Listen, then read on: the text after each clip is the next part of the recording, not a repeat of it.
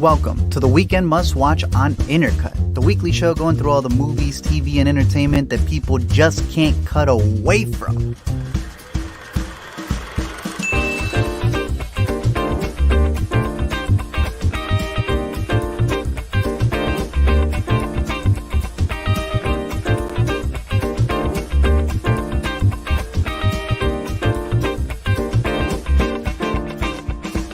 This week in movies, we had two in Italy, where Tony was drinking up wine with the mob, while Pro rustled up some demons. I got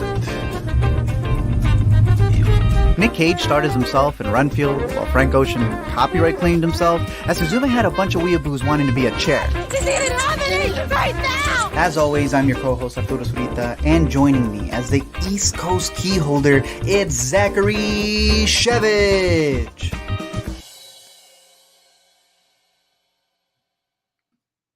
The thing is, you haven't seen Suzume, so you don't even know what that's Right. supposed to be. But you're like, yeah, I'll hold it regardless of. But Zach, it was an eventful weekend with a lot of movies, many of which were in theaters this week. I was surprised how many times I went to theater this week, and one of the ones I don't even have on the list, Doom Generation from Sundance, came out this past week. I got to see it at the Music Box. Bro, that Nice. thing was huddled up. I don't know if they're playing screenings for you over at like IFC or whatnot.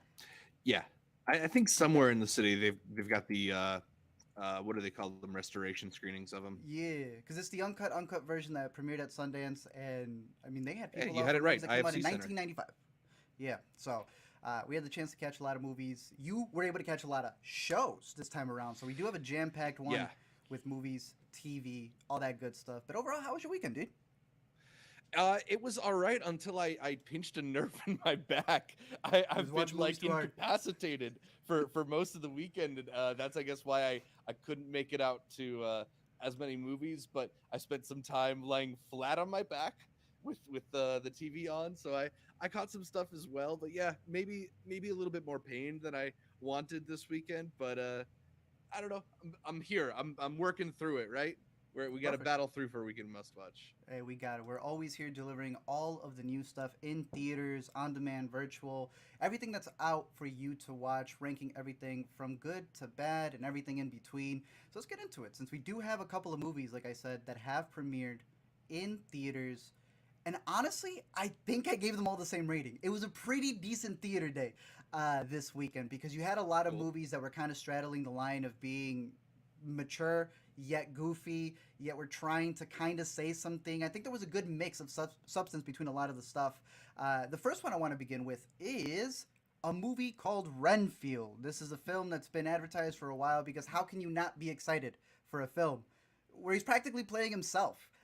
Mind you, it is Renfield, so it's one of those movies where I came out of it kind of complaining like, damn, I really want to see more Nick Cage Dracula in a movie where it's called Renfield, and so obviously I'm gonna get Renfield's story. But did you ever see the original Dracula, 1931? No, actually, no. I know that at least Cage is a big fan of what is it, Dr. Caligari as well. Yes. So he's got that appreciation for the genre as well.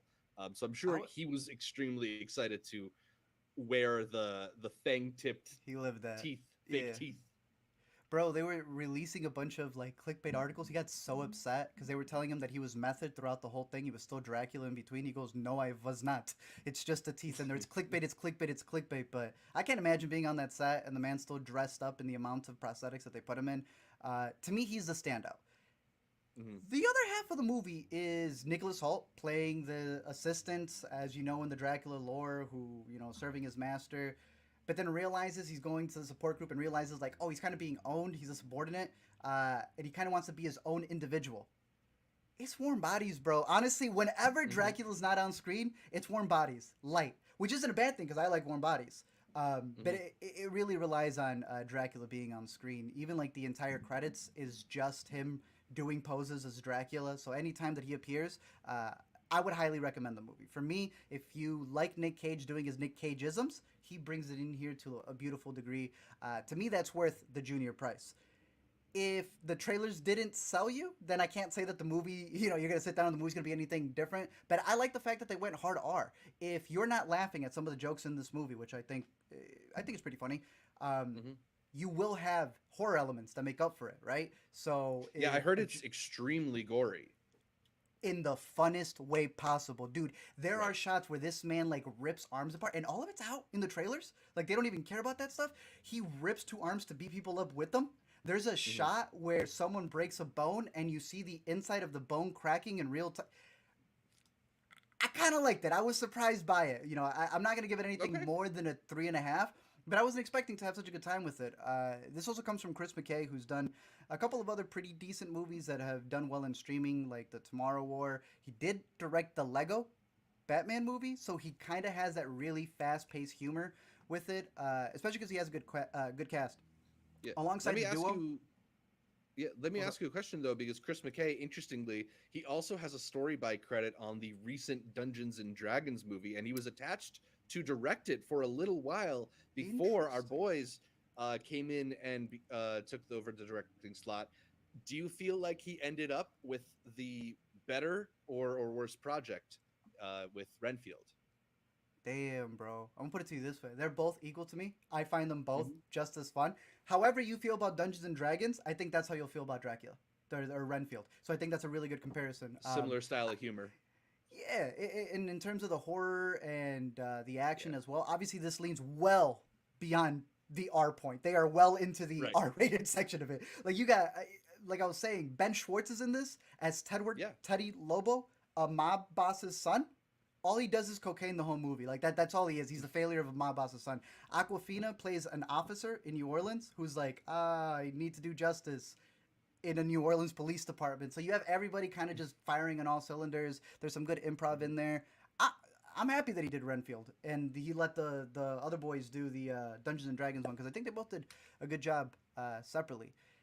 This, like a lot of the other movies, is also kind of setting up for sequels, but not in the most annoying way possible. Okay. So a lot of the ones we're going to be covering do end in a way where it's leaving it open ended, but it's also just a good in and out one installment. So, if you are a fan of Dracula, in any case, I would highly recommend. I went on a binge. We were watching Dracula 1990, 1931. I was Hmm. reading up on Nosferatu. Do you know Nosferatu was illegally made?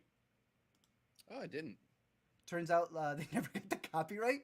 So they literally Interesting. just made an entire film overseas, released it. They got sued. And then when they made the official Dracula, they copied Nosferatu for scenes. Hey, don't It's ask for really funny. permission, ask for forgiveness, right? Literally, yeah. So it's funny to think that now we've got a Nosferatu movie coming out later this year, obviously, with Robert Eggers working on his. I'm really excited for that. They just announced another Dracula movie where they're like on a ship. And there's a couple Game of Thrones people on there. We've got this one. Man, Dracula's never going to go away. It's like he's lived for 1,000 years and he's not going anywhere. But um, I went back and watched. Did you ever see the Gary Oldman one? The one directed by Actually, Francis no, Ford Coppola. Um, no, but I've been meaning to. I've been hearing so many things about this. I'll watch a bunch of Yeah. movies and they bring up Bram Stoker's Dracula by Francis Ford Coppola all the time. I bought it because I wanted to make sure I had a crispiest, clearest version. I didn't want an HD streaming. It's a pretty beautiful film. Francis Ford Coppola, that's a Mm, filmmaker right there. So yeah. it's interesting that Francis Ford Coppola is the uncle to Mr. Nick Nicolas Cage. Cage. So he was kind of Yeah. taking inspiration. There's a lot of stuff there. He said he was inspired by his dad. So again, I think it's worth the price of admission for Nick Cage alone. Okay. Nicholas Hoult is always really good, and yeah, I definitely check it out when it comes out as a How rental about this for one? sure. Did you like it more or less than The Unbearable Weight of Massive Talent, another recent Nick Cage comedy where he leans very much into the Nick Cage isms? Mm, you know, I've told you that as much as I like Unbearable Weight, he doesn't like it, and I don't like a Yeah, part about it, which is they're making fun of him. On same. this press run, he reiterated that again when they asked him, "Who would you want to star in one of your roles?" And he went, "Unbearable Weight." To this day, I wish I wasn't in that role because he didn't like how it came out. So for that, by just a fan, Yikes. I'm gonna give it to Renfield. But I do like Unbearable Weight, regardless of what I have against that. Hmm. Yeah, I think if you like both of those movies, or if you like Unbearable Weight, you're gonna like Renfield. It delivers Cool. on the Nick Cageisms that you want. So Renfield, it is out in theaters. I think it's worth the matinee if you're curious in it. Go give it a watch. New comedy horror that balances it well. The next one, have you seen this director's previous works? I am talking about Suzume from Makoto Shinkai. I had seen the cover to this, right? And I was just like, wait, this looks just like, who is ripping off Your Name and Weathering with... It's the same guy. Have you seen his previous stuff? Absolutely. I haven't, and it's a frequent thing that we get admonished for on Intercut is not talking about anime enough, and specifically, I haven't seen a lot of Japanese animation, but like I've heard nothing but great things about Your Name. Like even among Your the Name movies, Oh. even amongst the animated films that I've heard great things about, Your Name seems like it's near the top of that list. It's the one, bro. Yeah. You gotta catch that one. Yeah, I still think Your Name is his best. I'm more of a defender of Weathering with You. I don't like the music; it's too overbearing in there. But I mess with what he was saying in that movie. Suzume is like he takes the previous two, blends them together, gives you the best of the best for everything that he's got going on. Repeats a lot of the motifs. This one's about a high school teenage girl who finds a guy and they go on this mystical adventure. High school teenage girl who finds a guy and goes on a mystical adventure. Can you guess what Suzume is about, Zach? High school guy who meets someone and goes on a mystical adventure. But the guy is a chair this time around, so that's where the real twist comes in. Pretty much, a lot of his movies take place in Japan. He just animates Japan. I've always liked his animations because he's almost getting a still of what the country looks like or the city of Tokyo looks like in animated form. So when you go watch an older movie, you'll see like a scenic place, and then in his new movies, he'll shoot something else there again, and it'll be completely different. So he's almost showing you how the land evolves. And his animation has evolved to the point that I think this is the best animation he has done, hands down. There are some shots in this that look absolutely breathtaking. And I saw it in a pretty decent theater, but I didn't see this on the IMAX release. This is being boosted out there in a bunch of IMAX screens. We don't have the best ones near us, so I didn't make the trip out to see this fully in the IMAX ratio. But from what I saw, dude, he's upped his game completely. Story-wise, I think it relies a lot on how much you know about Japanese culture, specifically a lot of the incidents that have happened over there. That's something that he's done in Your Name. That's something that he's done in Weathering with You. And here it relies on very recent events that have happened, tragedies over there. So I know a lot of people are like, I don't care about the romance, which I do think there's a romance in there, and it's kind of weird. But it's the end result of what the whole theme of the movie is and how a lot of Japanese audiences kind of look at that and almost see it as, and I hate to compare it, but like we've had 9/11 movies where they kind of go like, oh, you didn't know that's what this movie was about. This is when it takes place. Suzume does something a little similar with that. So I'm sure the more you know about the culture, the more you know about the history there, and especially if you were affected by it, the more it's going to hit you. For me, I have it just a little bit below Weathering with You in terms of story, but it's probably equal because of the animation. So if you have not caught his movies before, I highly recommend that. Go catch Your Name. I'm also a big fan of 5 centimeters. Yeah. Go catch that one if you can, but Your Name's the one. It was so big. I don't know if you know that it passed Spirited Away. In what sense? Biggest anime of all time. What, like hot grossing? Like biggest anime of all time, like in every sense, bro. It got so bad. Flappy Bird did it. He said, "Don't watch my movie." Like he wanted to take it off of streaming services. He was so successful with that movie, like it almost imploded on him. So when you get the chance, catch it. I think you'll really like it. Yeah, for sure. Between the two, it still goes to Your Name. I've heard some people want to give Suzume some, pluses because of what it's able to handle from Your Name that he sees as problems. But I think that roughness in Your Name is what makes it so good. And I think him trying to brush those things out, they're not making his movies better. At least not story-wise. So, it'll be interesting to see where he develops from here, where he takes the movies, especially, like I said, a lot of his locations tend to be in Tokyo. Here he goes outside of Tokyo, which I thought was really interesting. He goes to a lot of the countryside, and it ends up even being kind of like a road trip movie. So, I'm curious to see how people feel about this one now that it's out in theaters. If you get the chance to check it out in IMAX, let me know, because as far as I know, it's because of the IMAX mixing. And there's some beautiful mixing in this movie, but it's all about the visuals. So if you're there to feast your eyes on some beautiful animation, I mean, Suzume is at the top of the list. For me, this should clear for the time being and what I've seen in the future. This should easily be a top 5 animated contender in terms of award season. So, Suzume. Have out we in had a theaters lot now. of them this year so far? Is this our front runner right now for best animated feature? Because it's definitely not the Mario movie. I mean, you'd be surprised. They're submitting Bowser, that Bowser Peaches song. So you don't know. I didn't talk about original song, just animated feature. But if they can sneak one in there, it's just a ripple effect all the Yeah. way there. One mushroom Yeah. and you start growing. I would hope that they keep an eye on this one because the man's always putting out good work. So again, I prefer your name than Weathering with You than Suzume. But let me know your thoughts, your rankings out there for Makoto Shinkai's newest movies, Alright. and your theories on what it means to you. The next one, Renfield, Suzume. Bro, it was a field day at the theater. Every single thing. It was a blender of new things. You were not getting bored. The Pope's Exorcist. I'm not gonna lie. I saw the trailers to this. I'm like, all right, your annual, and it's not even like annual because you get 3 Exorcist movies a year. Right? You got the boy coming back, Russell Crowe, acting like it's his 2011 self. But it comes from a director who intrigues me. Julius Avery has made movies like Overlord, where I swore this was going to be some sort of Cloverfield type film, and it ends up being this amalgamation of World War II zombies. It wasn't a bad movie. I liked it. I don't think anyone saw Samaritan on Prime. This is the superhero Sylvester Stallone movie where he's got what's his name, Yeah. Matchbox, whatever his name is from. What's his boy's name? You know his name. Ashtray. Ashtray. That's his name. Right. No one saw that. Matchbox. I forgot, bro. Pope's Exorcist is somewhere in the middle, man. There's elements that I respect of it, and then there's also like this goofy layer of it.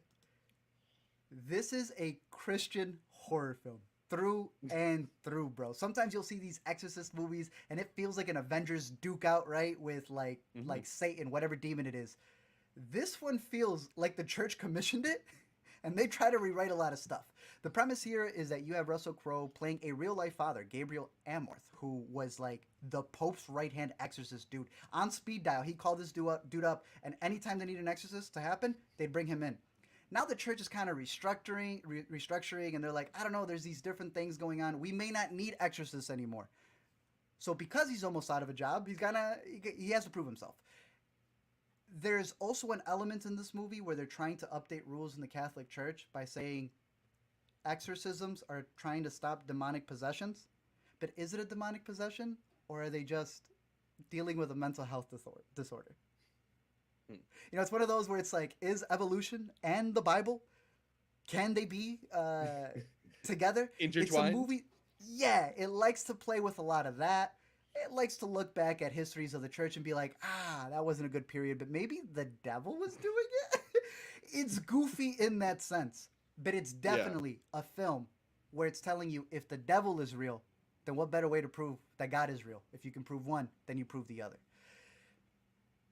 It was all right. We've been talking about a lot of possession movies. We have Evil Dead coming out next week. In the summer, we have one of our favorites, which is the A24. Talk to Me. Talk to Me. Nothing's gonna beat that. In terms Evil of Dead is the possession. one that this trailer reminded me of the most. The kind of like punishing style of horror film. We didn't get a full story in that movie, which turns out a lot of people they just want cardboard characters in Evil Dead movies, but you didn't get a full story there. At least here, they're kind of fleshed out. The big thing is that he has to go from Italy to Spain because his family has moved into this house that their father had owned for a long time. They passed it down, so there's some secrets in the house. The kid proceeds to get possessed after an incident he had witnessed, and he has to go there in order to stop the possession that has happened, while also also bringing up stuff in his past, the church's past, and the family's past.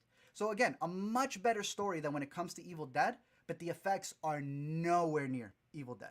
So do with that as you will. If you're looking for a film that kind of has a little bit of a lore building up to it, then I'd recommend this movie a little bit. I thought that was the most interesting part. The horror elements, I thought the way they possessed the kid was pretty interesting, but again, nothing bigger than Evil Dead or Talk to Me.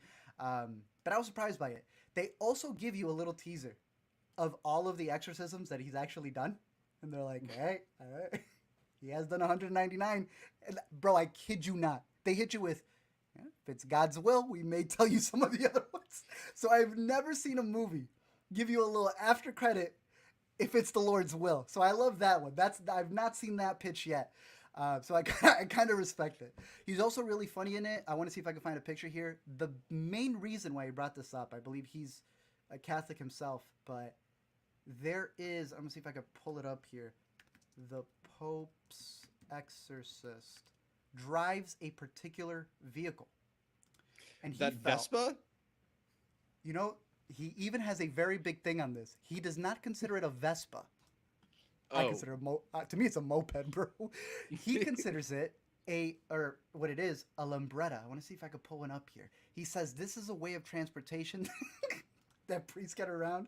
Yo, this man is on this little scooter for a majority of the movie, just getting from point A to point B. I don't know if he took that from Italy to Spain, but he said that was the big inspiration for him. He loved Gabriel the Father. He thought the exorcism stuff and the Catholicism points were really cool. But he said he wanted to see a priest on a lambretta for this for cinema. You know, he needed to add it to the it's lexicon. very so, silly looking. You know, it adds an element to the movie. Like I all of look, these, I love it. Yeah. it's like So he's got a lot of humor in there because he's that is another thing. He's a priest who believes that you kill Satan with jokes. The devil don't like comedy, so he's cracking jokes all the time. He's a Yeah. priest who takes a swig every once in a while, and yeah, he's on his little moped there, or as he calls it, a lambretta. So if it interests you in any way, look, I think it's up there, just like with Renfield, this amalgamation of it being a faith-based horror film, comedy, family film. Pope's Exorcist, it's out there. They got 199 more of these for you if you're interested. If you go support it in the theaters. For me, I wanted to say Junior, I'm going to keep it as a rent it. It's a rent it for now. I don't think you need to leave the house for it. But Not even for the lambretta? I got a picture of the lambretta right here for you. If there's a trailer of it, I think you just need to see a trailer of it. You can catch the lambretta cut when it comes home to rental or VOD. But yeah, I'm going to stick with that one being the first at home. Renfield, get a matinee. Suzume, get a matinee. Popes, stay at home with some holy water. The next one that I think both you and I would agree is a stay at home one. I liked it a little bit more than you did. Mafia Mamma, another one. Rated R horror mob film where people are getting decapitated. There are severed hands and fingers. They made a wine, Zach, that they gave out to press. We're, I guess, under 21, so we didn't receive this box. They gave out their own Mafia Mamma wine with severed fingers in it. Not real ones that I know of. So they kind of had like a grift going on here, which is funny. What is it supposed to be, like the worm in mezcal? I don't want a finger in my bottle of wine. It's a part of the lore. In Mafia Mamma, you got Toni Collette, who is a suburban mama to begin with. She's in America. Things ain't going well with her kid, who's going to college. Things ain't going well with her husband, who's cheating on her. So they kind of hit her up and they go, "Yo, your grandpa, dad, I forget. Grandpa. You just inherited a mafia boss level." She goes to Italy because she's on some let's just eat, pray, fuck. kill at this point, really. And she becomes the Don. She is the successor to this mafia. Yeah. Look, it either hits or it doesn't hit. Everyone was saying Renfield was camp. And after seeing the movie, and I think the trailers kind of showed you, Renfield can't be camp because I think it knows what it is. Mm-hmm. And I think it leans camp too has heavily into what it is. Yeah. So does this one, but to a degree where it doesn't care. And I think it's so cartoony once you see the henchmen around her just doing like, anytime they say the rival bosses' names, they spit in accordance to each other, like it's synchronized. There's a level of this movie where if you're on the right Mafia Mamma wine, I think you will enjoy it in the comfort of your own home. Yeah, I can see that.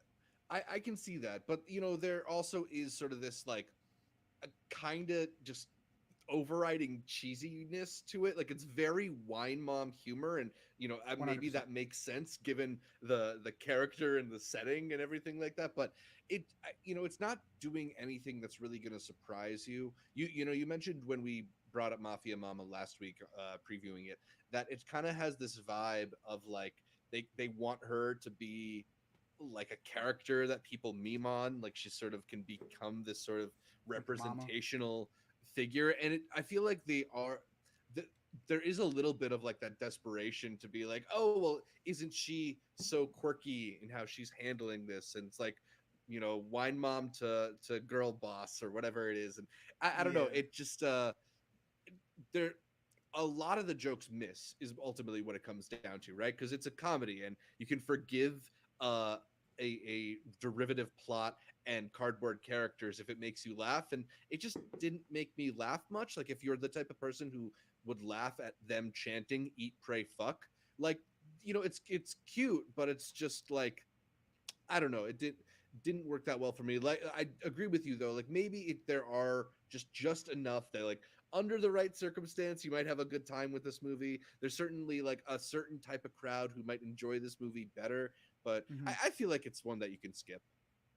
Toni Collette, it's all riding on her. She's the one who knew what the movie's tone was, and sometimes the people around her don't have that, and that's where it's like, dang, I wish you had better sparring partners with that. But she commits to the bit 100%. Monica Bellucci, just great as always, in my opinion. But yeah, they had this one bit where they just straight up took it from I Love Lucy with the grapes, and the director said that she wanted them to also put the whole getup, and they're like, yeah, we aren't, we're not doing that. But they filmed in Italy at a winery, so it's the Adam Sandler effect. They were out there having a good time, and it's Catherine Hardwicke you had mentioned last time. Just the most fascinating filmography to go from 13 Right? to Dogtown, Twilight, Miss Bala, this. She's like, she just does whatever she wants. I almost kind of just respect her for that. But Mafia Mamma, yeah, it is definitely as Zach put it, the wine mom film to watch. You remember that one with, I think it's Guilt Trip, where Seth Rogen goes on a road trip with his mom? Yeah. Double feature it. That to me is the epitome of this genre.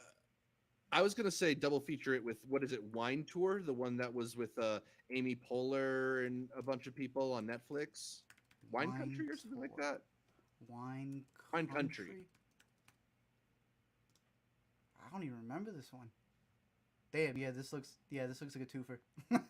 It's a way for it to come out on Netflix. Watch it in the comfort of your own home, and boom. Damn, she directed this one. Okay. Well, there you go. You got a bunch of wine to stack up on once all of these movies come out. VOD near you. Really quick, I have another double up over here. Sick of Myself. It was a movie I'd recommended last week under Picks for the Week. Yeah. It is out now in limited release in theaters. It is a really messed up movie about narcissists. I saw Rachel Sennett put a picture of this on her Insta stories and say that she loved it. So you're not the only one giving this a strong recommendation. She's exactly the type of audience who I know would gravitate towards this.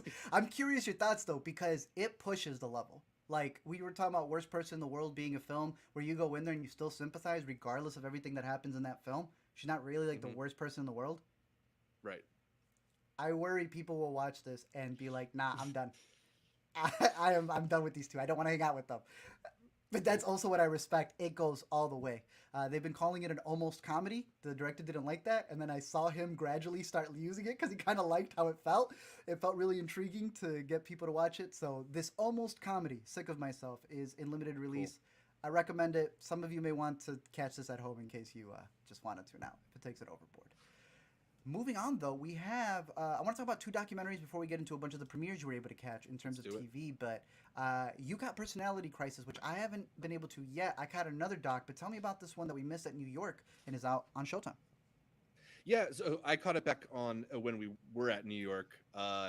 It's directed by Martin Scorsese, telling the story of this musician, David Johansen, who has lived a pretty interesting life from the different projects that he's been a part of. I particularly I'm not a person who came in with a lot of knowledge of what he's worked on. So it was just kind of cool to learn about it. But I also appreciated that it wasn't necessarily like a standard kind of Wikipedia entry biopic. It's predominantly done through interviews and archival footage, and sorry, the interviews being with David Johansen himself, and not really even in a traditional style of interview. He's the type of singer who, when he gets on stage, he often does these long introductions to his songs, and then those introductions serve as the jumping off points into different parts of the documentary. So it was like a cool way to profile him. I loved how it was shot in a very intimate way with this small room setting for his musical performance, and a lot of emphasis on those performances as well. He's just such an electric personality. So yeah, even though I didn't necessarily know much about his work or his work as Buster Poindexter or anything like that, I was pretty compelled by it when I saw it back in New York. Interesting. All right, it's out on Showtime. I'm definitely gonna Yeah. be catching up on this one. Do you have a favorite Martin Scorsese doc? Because like I think that's underrated from him. He works on a lot of in Yeah. between documentaries in different capacities, producing and such. But His off Dylan the doc is really great. his Dylan doc on Netflix, yeah, that one's pretty Yeah. cool. I've used a couple of clips from that. I'm gonna go so old school. You know the what is it, Italian American? Yeah, yeah, yeah, The yeah. one with his parents, right? Let's see if I can find. Mhm. Yeah, right here, Italian American. Yeah. I think this one's still on YouTube. It's on HBO Max, as I can see right here. Watch this one. I think this one's funny. This one's always been one of my favorites because it's just so raw the way he records his parents. Mhm. But yeah, no, Martin Scorsese, he's definitely got a future. What do you think of his 4-hour cut, bro? Yeah, so news broke this week that it's going to be 3 hours 54 minutes, I believe. Killers of the Flower Moon. I can't wait for a bunch of people with like less than 1,000 followers on Twitter to be like, "Oh, they should have edited this down. Who'd they get to edit this one?" Not knowing Thelma Schoonmaker is still working with him on these. Still, damn. Look, we've Hey, people with defaulted over to this in 10K the will say that. yeah, we've defaulted to this in the past, but there's the Ebert quote that no bad movies too short and no good movies too long. You know, I think Scorsese at this point has earned the right to make his 4-hour movie. I'm a little concerned for my bladder, but Mhm. aside from that, like it's gonna be a good time. You could also not go, right? I think that's Right. usually the other one. Sometimes Very sometimes I easy. see we present some movies here and y'all are like, I'm not watching that. I think it's as simple as Cool. that. But I think it's realizing you cannot not miss what people are gonna be talking about. It's him reuniting with Leo since what, Wolf? I Mhm. think it's just a matter of like people know, damn, I have no other choice but to wait there and sit there. So hey, I'm excited for it to be 4 hours. I don't mind the 3 hour, 25-minute Irishman. So Yeah. I'm a big fan of that. And eventually it goes to Apple, if I'm not mistaken, right? Exactly. Yeah. So it'll be available on streaming probably like not terribly far into the future. I think they announced the October release date in theaters. So, before the end of the year, you can sit down, watch Mm-hmm. 2 hours now and 2 hours later, something like that. Remember they did the whole like streaming chart for how to watch Irishman from point A to point Yeah. B. Once this guy exits the car, you can take a break. Made it Yep. 4 episodes. Uh, it's funny that Quentin Tarantino ended up doing that though, with his Western Hateful Eight is a series. Yeah. So if you felt Hateful Eight was 3 hours too long, he did end up cutting it up to 45-minute episodes. So Hmm. I don't know. You can't really blame people for the way they watch things if the directors are going to end up doing that. But hey, I am going to be seated there for all 4 hours. I'm going to bring a catheter. I am ready to go. The next Absolutely. one that we have over here, just the other doc, was one. I'm not sure if you caught this one yet, but I would Not love yet. your opinion on this one because this man, Jafar Panahi, has made a couple of movies, and sometimes he's made that same movie like 3 times. I remember going everywhere to find a film he had made a while ago called This Is Not a Film. Because obviously, you're in high school and you're like, yo, what? A filmmaker who got in trouble for making movies overseas? Mhm. So now he's got to like not make a movie because he's under house arrest and they want to take away his cameras and stuff. We've heard of other directors as well from the Middle East who have like they weren't allowed to make a feature film, so they made short films and then combined it to make an anthology feature. Like there's just Yep. crazy stuff. Wadja, another one where the director had to film from a van because they couldn't catch her filming. Just some crazy stuff. He's got a new one that I thought was a documentary, and while he is documenting what happened to him, it's a narrative about something that happened, so it is a pseudo Yeah. documentary. I mean, that's kind of his thing, right? Is he sort of skirts the line between fiction and reality to the point where you can't really tell what's what and how much of it has been planned or how much of it is the actual people. And it's always compelling, but yeah, how does he make it unique here in No Bears? Well, like I said, he's going all out as just playing the director who is directing people in this little town where he's staying refuge. Some people are kind of iffy on him, but while he's living there, he's on a MacBook directing people who are in the city illegally. Yet Hmm. he may have done something in the town that upsets them, which means he may have to leave the town. and it's just this like run and gun. Things are happening all the time while he's trying to film this movie. Is he a little annoying? Yeah, I kind of respected that he's willing to actually not just cast himself, but fully introspectively be like, am I using the people who I'm also putting at risk to film these movies? Am I being too selfish and putting the people in this village at risk for filming a thing here, all while he's filming the thing there? So it's this really weird amalgamation of what has been a documentary, what has been the stories and problems that he's put himself in, and then making a feature out of it. I was very intrigued by it. This would be scenes from the people who he's filming. A lot of the times you don't realize that he's talking to them because this is his computer screen. So until it zooms out, you don't realize that he's not there. So again, fascinating filmmaking. I would recommend it. I'm not sure if it's playing in limited theaters for people, but definitely when it comes out as a rental on Did you say it was streaming in virtual? services. Is it virtual? It could be virtual already because a lot of these docs, I'm not sure who's releasing it, but yeah, you could rent right now for $6.99. If There it we intrigues go. you and you've seen his filmography, $6.99 is a decent price for this. Because no one's making movies Well- like this. If you haven't seen a Jafar Panahi film, is there a place that you would start? I have to look up the list again because I'm so bad at titles. But Three Faces is probably the biggest one. And then I really like would Taxi. definitely say watch this. Taxi is also really good. I would say watch This Is Not a Film and then this one to kind of understand that. And probably a lot of his interviews because what he gets into is a lot of his relationship with his cast.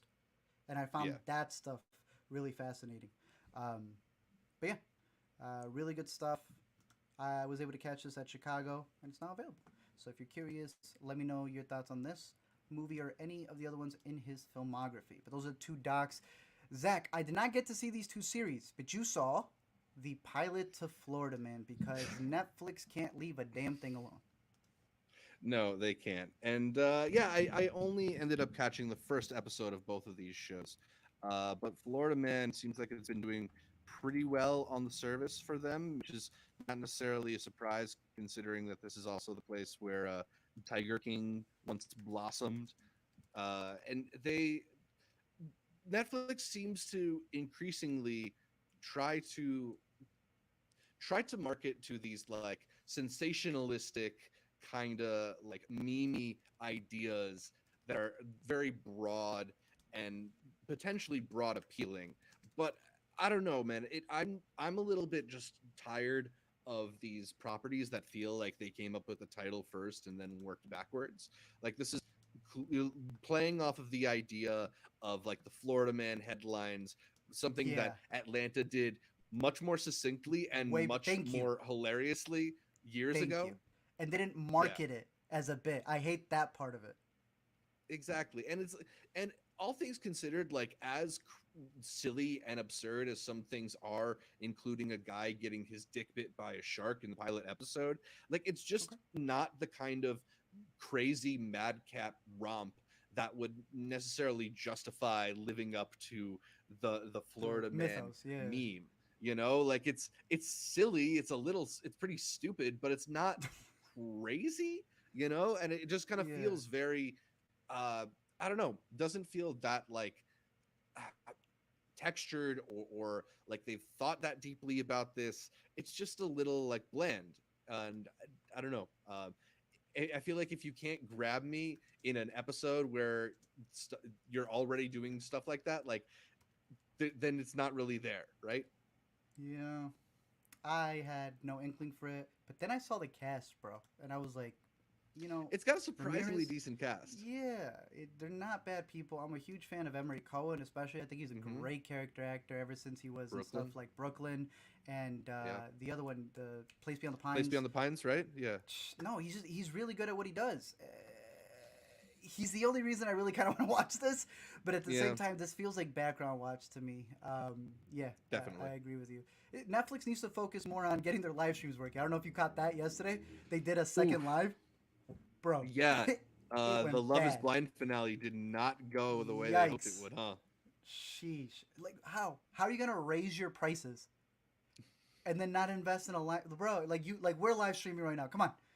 Get this stuff ready. Right? Can do a basic they should get a StreamYard subscription. they it's just OBS at crazy least, because damn. like for years it's been like Netflix isn't an entertainment company, they're a tech company, right? Like they try to market themselves at that. It's the reason they're ahead is their UI is so good, their algorithm's so good. And the second that they have to do a very tech Twitch heavy stream. thing, It's it's basic. embarrassing, man. Like, is this the biggest L Netflix has taken in some time? Like I'm trying to think Honest. like since the cuties debacle, but for different reasons. Yeah. Look, I guess if you're every promo is good promo, then you had a lot of people talking about it and wanting it, which I guess is a bit right. I would kind of put that like Frank Ocean set that came out. I wasn't sure when the Removing. Love Is Blind finale was airing, and now I know. Do you catch Love Is Blind? No, You a I fan? don't watch it. No, I know you're a Circle fan. Love I Love Is watched one Blind. season of The Circle. I know you're huge.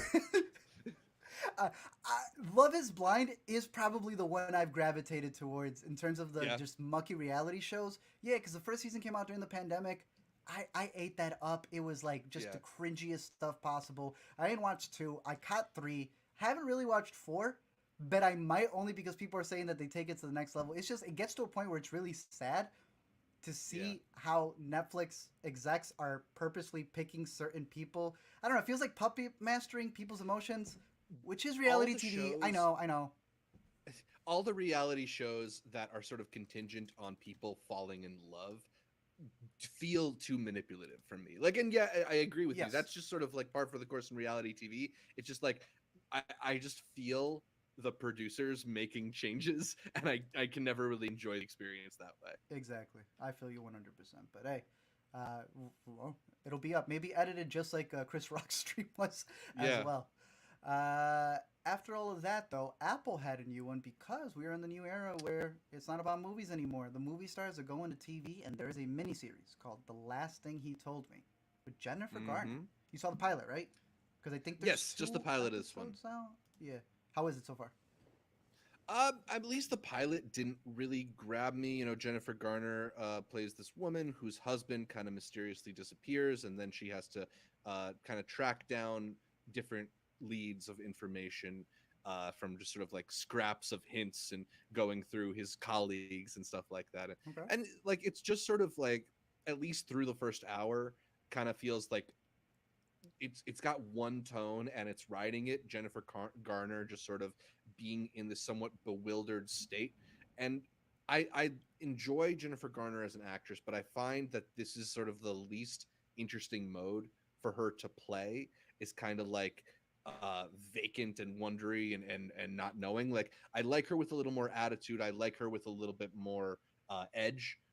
Find like when she's asked to play kind of a bitch, she's particularly good. I think she's great in Butter. I don't know if that's a movie that you caught. She's very funny in that movie. I like Butter, bro. Butter's dope. Yeah, so I don't know. It's just like her performance didn't grab me. The story didn't grab me. It feels a little bit like standard mystery miniseries. And I don't know, man. There's so much TV right now, especially as we're getting towards the end of Emmy's eligibility. If you can't grab me after that one episode, I don't know if I can hang. You have to give each series 9 episodes before you give up on it. Zach. Right. That's how it works. So That's when it gets good, when you catch the Yeah. finale. when you catch, 9 out of the 7 ones. All right. Well, the last thing he told me, this was the one where I went to go check my Apple subscription and we got flip flopped. You got all of them. Yeah. We reached out. They're like, no, you have to request one by one, and I'm like, I know that's not Not true, for Yeah. but whatever. They got us on the clock there. So all right, Apple. We'll see. I'll be tuning into this once I can catch the entire thing, I guess. For the last thing he told me. Yeah. Last thing we're going to talk about, though, is a little Barry. We've been doing our Succession Let's episodes.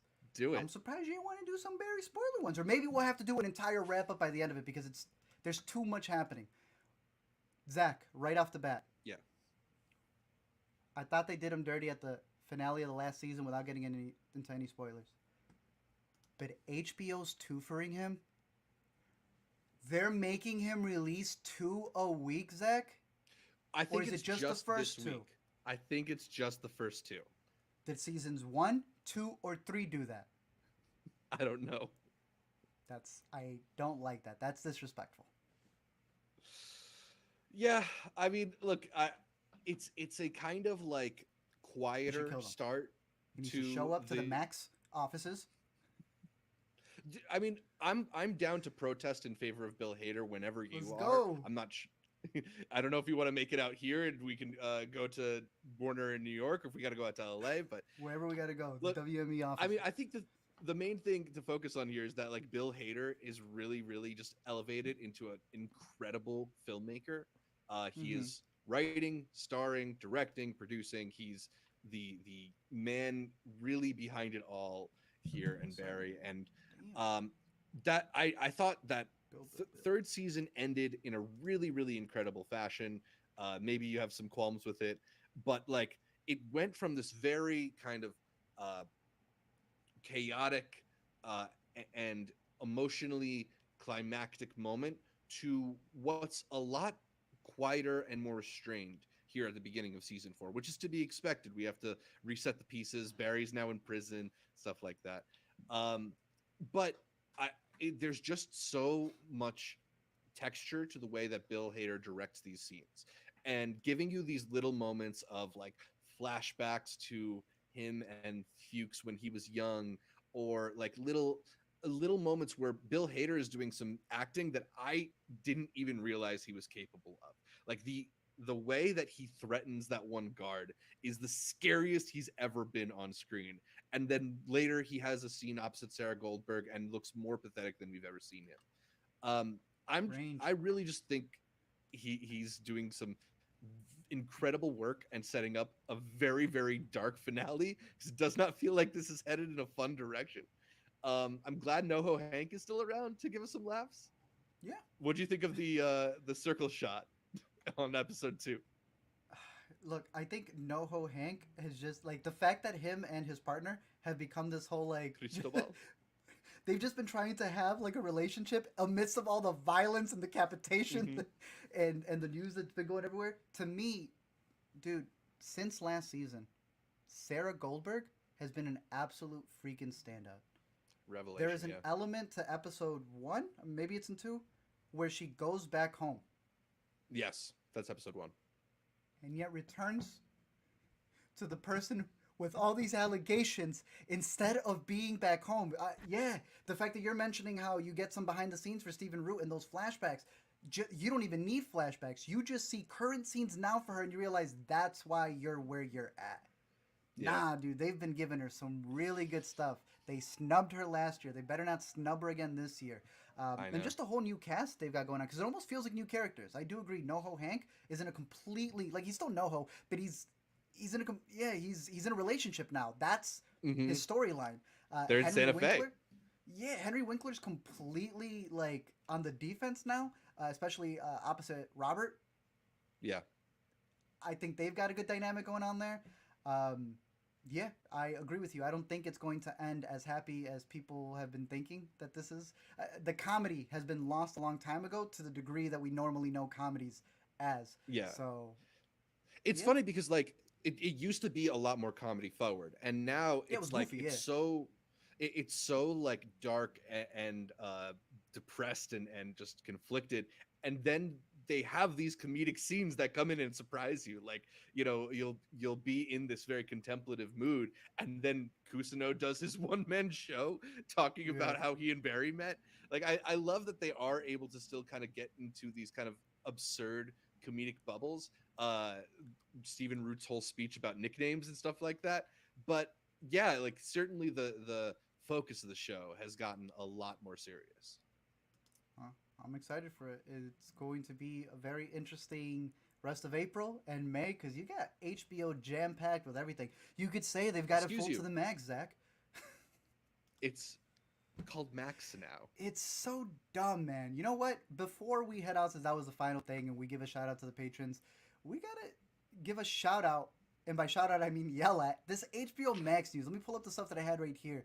I was reading through all of the stuff that they have ready in terms of how they're going to roll this out, and the only good thing that I could give it is the fact that it's so funny to see the logo be Max, the one to watch, for HBO.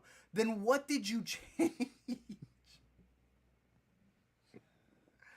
If they It- kick all the grandfathered people out, I'm gonna be real ticked off, bro. Because these new prices suck, dude. It's I'm not gonna it. try to pull those Yeah. up as well, but I don't know if you have other just immediate thoughts on this brand name change. If you think it's a good thing, because I have certain thoughts, but they may be onto something. I see what they're trying to do.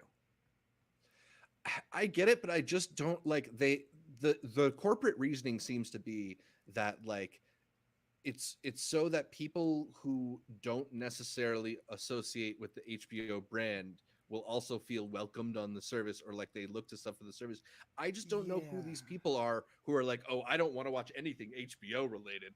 That's not good stuff to me. Like it just doesn't really make sense. And then on top of that, to go with the word max, which is already like this uh the supplemental word, right? Like isn't Showtime Max or something like that, or what? Or there was Cinemax too, right? So it just sort of feels like Yes. half a title, and like the bland half of the Agreed. title, like the HBO I part is agree. the actual part that makes it specific.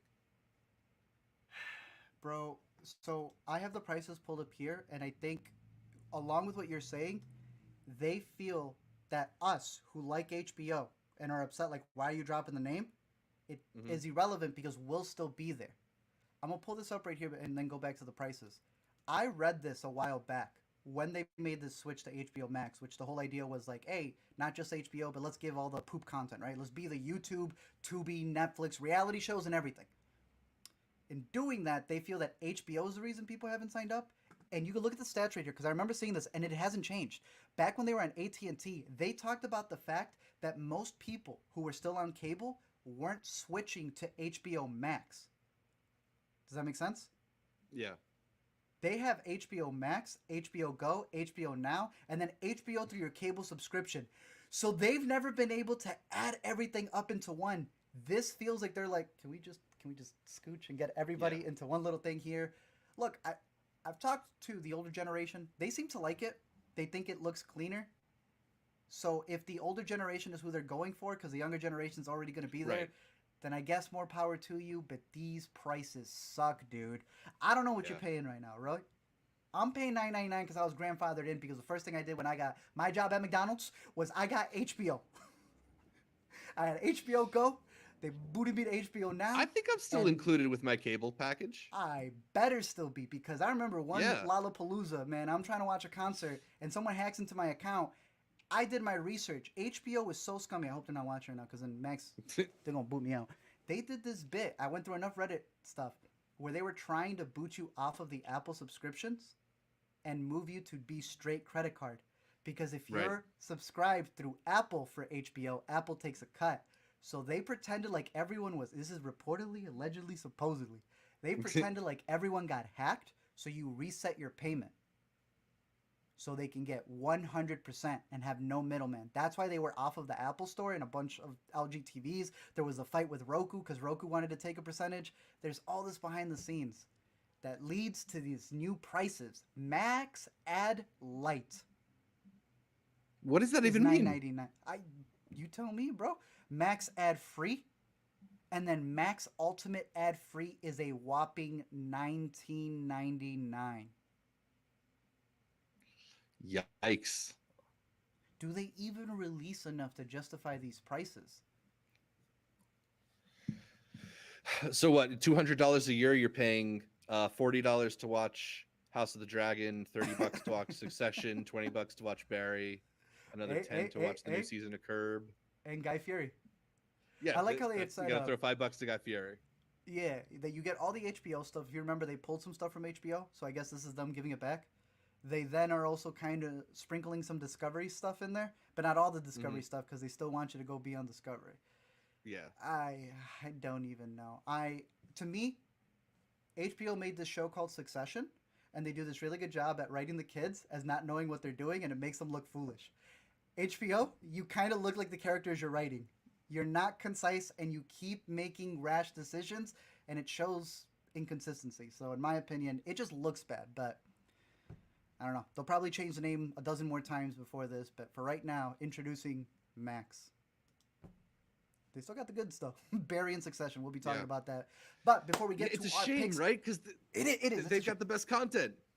So why can't they have a good basket to hold it all in? I don't Yeah. know, man. But before we get into our picks for the week and move on to our Let's do next it. Succession spoiler podcast, let's give a shout out to all of the InterCutie patrons. Yes, we got to thank those wonderful people supporting the show. They are Ewan, Ronette, Julieta, Tim, Elizabeth, Josh, Ashley, Brady, Marion, Michael, Mr. Kobayashi, Nick the Monty, LaShawn, Devesh, Nick, and Diana. Our Academy level members are Tushar, Cademan, Connor, Pete, Ricky, Joe, Janicia, and Tyler. And of course, a big thanks to the producer level patrons, Udenvir, Sam, and Wiley. Oh, and let me get one more thanks in there to the new Academy level member, Hey. Benji. I forgot to add to my rundown as well. So Nice. thanks to all Shout out y'all for Benji. support. And a reminder that you too can become a member at patreon.com/intercutpod, where you can sign up for patron benefits like early access to Intercut episode outlines, early access to some Intercut episodes, access to Yep. the private channels on our Intercut Discord, which you can find a link to in the description down below, and you get an invitation to our monthly patron Google meetings, the next one of which is happening later today, right after we do our Succession stream. We're gonna hop on and You talk with the good? patrons about what. You're back ready to carry this. I new mean, look, I bracket? might be doing it from a lying down position, but like I'm here, I'm down to hang. We got to talk about some A24 movies, right? We got an A24 bracket to prep. We have it. Yeah. And we have a, no. We have lot the of A24 bracket movies. for the bracket. Exactly. literally had, like, a list pre-bracket of- bracket. The pre-brackets. It's going to be tough to whittle it down, so we'll need all of your help. For as little as $1 a month on patreon.com/intercutpod, you can hop on for the conversation and help us figure out what that A24 bracket episode might look like. So yeah, we'll see y'all in a little bit. Cool. Up this week is a couple of movies that we want to give the shout out to before we get into our quick picks. But Evil Dead, we have reviews out for Evil Dead in case you were interested. Yep. It is the newest one, the 5th in the franchise from Sam Raimi. He is producing alongside the one and only Bruce Campbell. We got to catch this over at South by Southwest. Very interesting experience. Very curious to see how this is going to roll out, how people feel with it. I wish there was a little bit more backstory, but for the most part, you get the gore. That's what people want. That's the rise that they're trying to get out of people. So if you're curious for this one, it'll be out in theaters. On Prime, it's going to be Judy Blume forever, but Judy Blume now almost got canceled on Twitter. There's a whole thing that happened there, I guess. I was like, damn, they're really going at her. Oh yeah, Judy Blume forever comes out next week. So Right. mind all of that stuff. She's got an okay doc that's coming out. It really feels kind of like the Twitter stuff happening right now. It is more so just a profile reminding you, hey, Judy Blume's still around. It's a Sparks Notes of Yeah. the book she's had, but it could have been a little bit better, but that's out there. Mighty Morphin Power Rangers, once and always. I just gotta give a shout out, bro. They're bringing it back. Not everyone's coming back. I like how, what's her name? The original OG Pink Ranger was like, I'm not getting in tights. Like, I'm not doing that, bro. I'm a full grown adult, but look, I don't know if this is a full continuation, but it is a reunion. 30 years in the making. That's how they're pitching. Yeah, it. they're So bringing back the Rangers, right? Like it's not a Not all new of them. cast. Not all of them, though. Right. But Yeah. they are. They're bringing some of them back, so I'm mildly curious. And then you did get to see Beef, so. did it live Yeah, up? no, we talked about it last week. You recommended it. I recommended it off of the first 3 episodes, and I ended up finishing it throughout the week. I ended up enjoying it. I gotta say, I thought episode 9 went way too far. That was it was a slow Really? escalation, and all of a sudden it's like a Quentin Tarantino movie or something like that. Like I that was the one episode where I was a little bit like, all right, let's pump the brakes, maybe both literally and metaphorically. But then I felt like they kind of stuck the landing in episode 10, even though that was also a little bit of like a weird turn for the It's- show. I don't know. It literally goes to the climax, and then it gives you the most softest episode, right? Yeah, Between 9 and 10. I like that. I mess with that.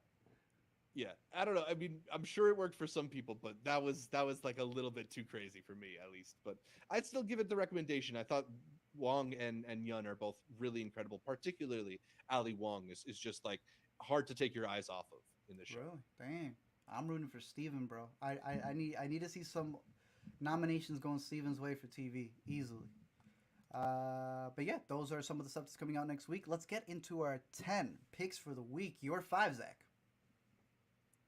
Yeah, so let's start it off with a show that's coming to Amazon Prime Video called Dead Ringers. I all I knew about this one going in is it's a show with 2 Rachel Weisz's, which is enough to get me to Sounds good. check out a show.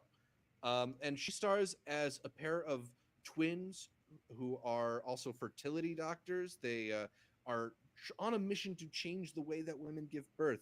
But mostly, this is a show about Rachel Weisz playing 2 twins who work in maternity and are extremely horny, like clinically horny. It's a Bruh. problem how horny they are. Is this her thing? They yeah, and look, it for her. It totally works. It ends up being this weird thing where it sort of is a confluence of like birth and life and sex and desire, and like there's sort of like a thing going on there, and I'm curious to see where it dives into. There's also some kind of psychological underpinnings and like ideas of schizophrenia being alluded to that I'm not quite as sure about. I only caught the first episode. They sent us some screeners. It'll be out, I think, on Friday. So I'm going to dive deeper into it. Look, we talked about a couple of shows that I caught the first episode of that I decided to not go further on. This is one that I will continue to check out. So there was enough there that intrigued me, aside from just like wanting to continue staring at Rachel Weisz. Nice. I thought the poster looked fascinating every time I see it pop up. So yeah, 6 episodes. I'll be looking forward to it. All 6 should drop this Friday. So pretty quick hang. Nice. Did you finish this next one though? I didn't finish Mrs. Davis. I've caught the first, I think, 2 or 3 of them now. They sent us a bunch. Tell me. I think we're technically embargoed, so I don't want to go like super deep. They're gonna send the nuns on you. Exactly right. I don't want them coming after me. They were already marching the streets of South by Southwest. Yeah, that was scary. Hey, look, a couple episodes played at South by, so I feel like nobody's gonna get that mad if I tell you like this is a pretty like insane show. It comes from not only what's her name. I forget the co-writer, but the one that stood out to me was Damon Lindelof is one of the people behind this. He's running it.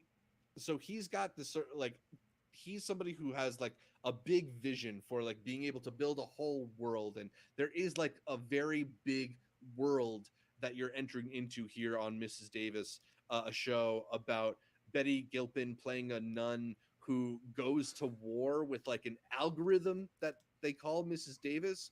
It's a very bizarre show, a very kind of like slapsticky sci-fi action comedy. But Betty Gilpin is just like a very dynamic and fun person to watch. I think she gives like a really exciting performance. And I mean, I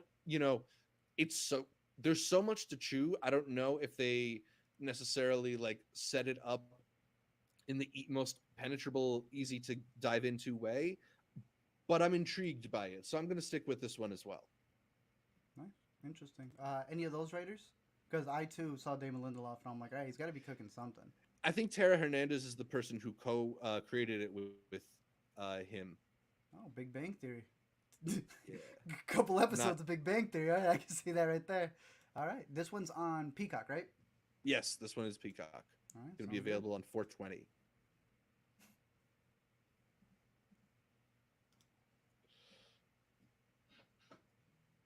Your number 3?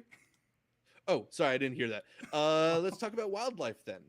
An interesting documentary. This one was on our radar because A, it premiered at South by Southwest, and B, it is co-directed by Jimmy Chin and Elizabeth Chai Vasarhelyi, who of course are the co-directors who won an Oscar for their work on Free Solo.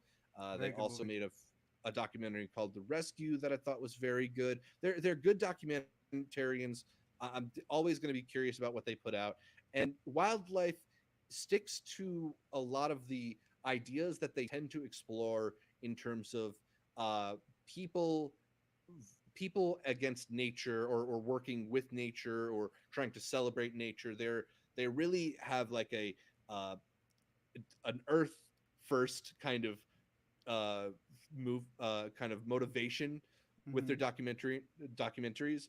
This one sort of takes a look at the lives of Chris and Dub Tompkins, who are a pair of conservationists who did a lot of work, particularly like in Chile, and declaring or in buying up land and turning it into national parks, working to sort of conserve the Earth's natural resources and these forests that are being torn down. They also are the people who helped start Patagonia. And if you've heard anything about Patagonia, it's a company that obviously has a big uh, ecological focus. So there is an aspect of this documentary that feels kind of like an extended promo for Patagonia and their work as conservationists. We were talking before we started airing that it's a little bit weird how much talking head work Jimmy Chin does, considering he is a co-director of this documentary. It feels almost like he could have just narrated it if he wants to, Mhm. uh, like impact the words being spoken that much. That being said, though, like they did live interesting lives. It is a very compelling story that they're trying to tell, and I believe in like the fight for conservation. So I think if you're a person who likes films that talk about nature, talk about the earth, talk about our desire to protect our natural resources, like there's enough there that you'll be interested in. I don't know if it's necessarily the best that we've seen from this documentary duo, though. Agreed. I'd watch The Rescue and obviously Free Solo. Fantastic movie. Yeah, absolutely. My fourth pick for the week, I have Barry, which we already talked about. But I mean, look, if it's not the best show on TV right now, it's probably the second, tied somewhere with Succession or something like that. I'm just Mhm. extremely excited to dive more into what Bill Hader has to offer this season. I don't know if I mentioned to you that HBO finally sent me the screeners for it, and I've been like trying to hold out. I don't want to go straight to episode You didn't 7, eat it but all up? n- not yet, but we'll see how long I last, especially Damn, with, bro. with my back feeling the way it does. I need something to make me feel good. Yeah. Damn.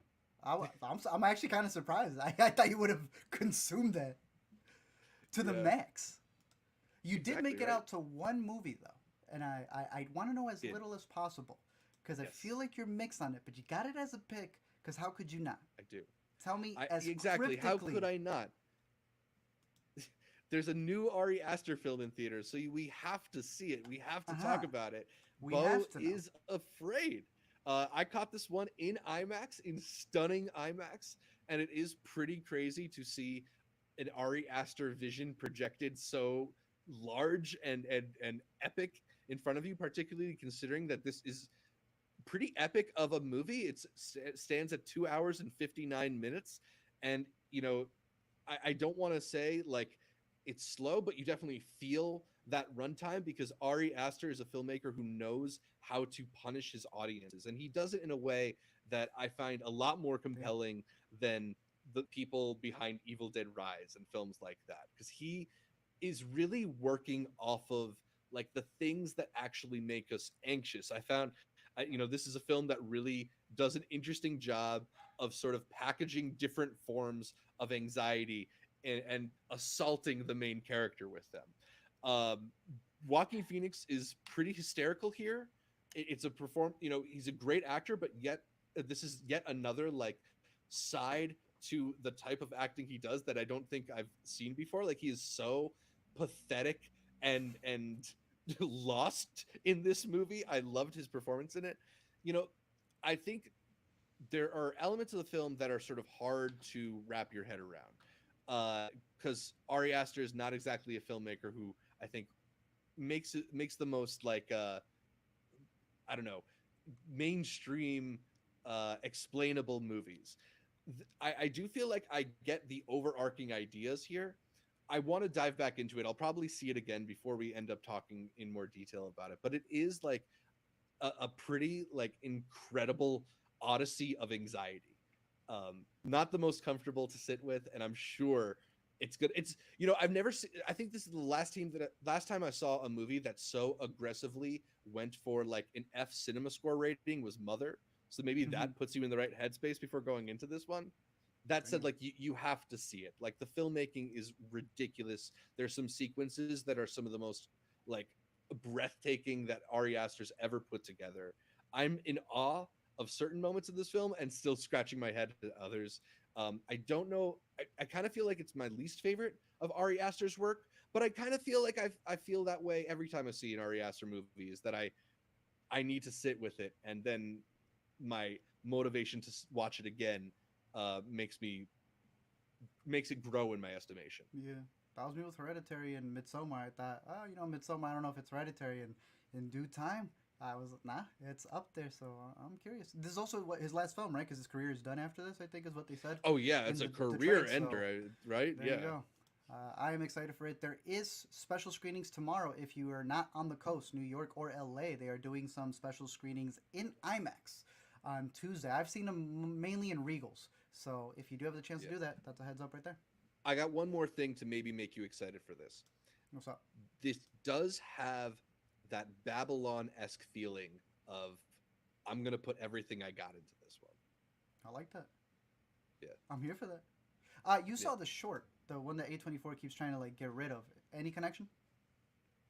I actually didn't see the short. Oh, you haven't Help seen me the short. find it. Okay. All right then. I don't know. I thought you had found it. My bad. Nah, I didn't. All right. Getting into my top 5. Last week I had mentioned a movie in the intro for Holy Spider, but I didn't get the chance to finish it because I had actually seen this movie, Hunger. Then I forgot to mention Hunger. So I guess this is a twofer for Holy Spider and Hunger. Holy Spider, I need you to catch it because I don't know if you caught it. I know Caitlin did. I did catch Holy Spider. You did catch it. Okay, we need to talk Yeah. about that movie next week because that's not a movie you could just be like, and Holy Spider. But Right. Hunger, I can't add to the recommendations over here. This is a pretty decent little movie where you kind of have what the menu kind of was in a foreign film, in an international film, sorry. You have a young, talented street cook who gets kind of drafted into going into this really big company called Hunger, where the chef kind of has this mantra that people aren't just out there to consume the food that he's making, but they kind of want to be a part of that whole lore. You know, it's the idea, the status, the legendary icon that he is that's really bringing people in, and it kind of becomes like a whiplash training element to it, where she may want to be better than the master, but at the same time not want to go through all the abuses that led him to be at the top. So I thought it was a pretty decent Netflix movie. It is a little long, but for the most part, I think what I didn't like about the menu, this gets right. So check this one out. It is over on Netflix. How about you mentioned previously on Intercut that one-shot kitchen movie, Boiling Point? Stop, Any boy, similarities stop. here? Yeah, just in the tension of the kitchen, right? Just like The Bear. Yeah. There's tension that happens in kitchens that burnt Right. any movie's going to get. So yeah, those elements are definitely there, but it goes more so the route of like the master and the apprentice kind of going at each other. Whereas Boiling Point, while it does have those elements, that Boiling Point's better than this one. I loved Boiling Point, so thank you just for mentioning it. Cool. Definitely check out Boiling Point. My next one here was one that we caught at Sundance, and it is now getting a little bit bigger of a release, and I thought had one of the best performances out of the festival. And she also has another movie coming out, but it is a film called Other People's Children, and where a woman, she's in a relationship with a man, and because she doesn't have kids of her own, various reasons, almost kind of adopts this motherly figure in various ways, and I thought it was a very good movie. Like I said, I would highly recommend going out at a Music Box, IFC, if this is playing. Definitely worth the price of admission. And Chicago Critics just announced over here another movie that she's in that will be released on their end, if it pulls up right here, anywhere, wherever it is. It looked pretty good. I'm excited for it whenever I find it. It's playing at Chicago, that's all I know. It's her newest movie, but her performance here really stood out. Where'd it go? In Other People's Children, so I would highly recommend checking this out. And I'm just going to go back to a lot of her work, because I've noticed her in other movies, but she's never stood out like she did in this one, so fantastic performance. Same thing over here. I'm not sure if this one's French. I want to make sure I get that right. Let's see. It is a French movie, so let me double it up over here with another French movie. One Fine Morning. This played at New York. We missed it. Sony was cool enough not to send it to us in New York, but I guess in Chicago they're like, all right, you're back home. We'll send you a link there. I got to catch it at SIFF, and it is just French movies. They know how to just put you in the life of somebody, and you just ride with it. This is the story of a woman who has lost somebody and is trying to start up a new relationship, while at the same time taking care of her elderly father who may be sick and is trying to fix some things there. And just following her along, Léa Seydoux kills it in this performance. Mia Hansen-Love's made several movies. To me, This is my favorite of hers. I know a lot of Okay. people really like, was it Bergman Island? I need to watch a Yeah. lot more Bergman to fully get into that. That's like the Marvel 30 movies that you need to watch in order to really get that one. That's the end game for Right. Bergman fans out there. But now you don't need to see anything for this one. I think it's just a beautiful film that just follows this character. Very cool. Yeah, highly recommend it. I would leave the theater for Manny to watch that one as well. My final two here is a series that I have to recommend on Hulu. The whole second season for Single Drunk Female came out. I use Hulu as my go-to for Abbott. Grand Crew used to be on there. They moved that elsewhere. Single Drunk Female was Peacock. also the other little sitcom one that I was watching about a woman who goes to AA and has trouble staying, not staying within it. But it's a beautiful dark comedy. I really mess with a lot of the characters in this. The whole season, it's not weekly, the whole season 2 is up there so you can binge it at your leisure. And finally, I heard that one of my favorite Argentinian directors was working on an English feature, so I had to catch it. It's called To Catch a Killer, about a killer in Baltimore who has a crazy murder spree. And you have Ben Mendelsohn and Shailene Woodley who are working together to stop this. Damien made one of my favorite movies in Wild Tales. Absolutely freaking adore that movie. If you get one recommendation out of this whole episode, please let it be Wild Tales. This one's decent. It's all right. You could. I've mentioned to you the Tyrell scenario of like South American director coming in to talk about American politics. It does have a little bit of that going on in there, but for the most part, it's a decent little thriller. It is a little bit long. It's just a minute shy of being 2 hours, but it's definitely a solid rental. If it's playing near you and you can do AMC premiere with it, I'd say go check it out. But I think for most people, it may be better as a thriller at home. But nonetheless, I thought it was really cool to see him make the jump over here, and I'm curious to see what more he does as he's working with more English films. But To Catch a Killer is out next week, along with my recommendation for Single Drunk Female that you can catch over on Hulu, both seasons. Also, One Fine Morning, if it's out unlimited, definitely give it a watch. Oh, it's out on VOD. You can watch it at home, okay? No excuse there. One Fine Morning, a beautiful film. Alongside Other People's Children, which, if that one's on VOD, I highly recommend as well. And then my final one, you can catch it in the comfort of your own home on Netflix, Hunger. Zach, your 5. If you can catch a screening of Beau is Afraid, definitely do that. Tomorrow. It expands Do to it. more theaters this weekend as well. So be on the lookout for the latest from Ari Aster. You can also stay at home and catch some great filmmaking in Barry, the Bill Hader Show, which returned to HBO Max with 2 episodes. Excuse me, just Max with 2 episodes, and is wrapping up this year. Oh man, Succession and that ending. What are they is gonna gonna be have, bro? a lot. Just Winning Time and House of the Dragon and All the other stuff. all the other stuff. Yeah. It's Max now. Uh, it's on. Wildlife, a documentary about the people who made Patagonia. A nice look at conservation efforts and nature, just nature in general. So, interesting one to have on your radar, which will probably be on Disney Plus at some point, considering it's a National Geographic. National yeah. Geographic film. Mrs. Davis, a very crazy out there sci-fi action comedy series with Betty Gilpin coming to Peacock. And then finally, over on Amazon Prime Video, Dead Ringers, which 2 features Rachel not Weiszes. one, but two, two. Rachel Weiszes. I like it. I'm telling you, bro. She's been going in she's been going in some interesting directions, and I mess with it. Shout out her. But that is it for this week's show. Yeah. Zach, where can people find more from you? You can find more from me on Twitter, Letterboxd, wherever, at Zshevich, Zshevich, and check out my YouTube and TikTok channels at Multiplex Show. Art, how about you? You can find me over at LME Explain on Twitter, YouTube, all that good stuff. But really just every week here on the Intercut Podcast. Yeah.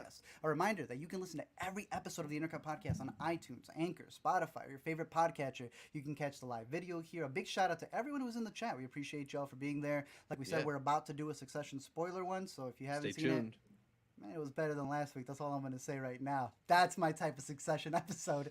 Ooh. Big shout out to all of the Intercuties who listen live, all of the patrons, all of the iTunes listeners who leave us those 5-star reviews so that we can get some screeners early to get you some reviews. Don't forget to leave us a comment, drop a like, follow the socials over on Intercut Pod. And until next time, keep watching movies and we'll rebrand into Intercut Max.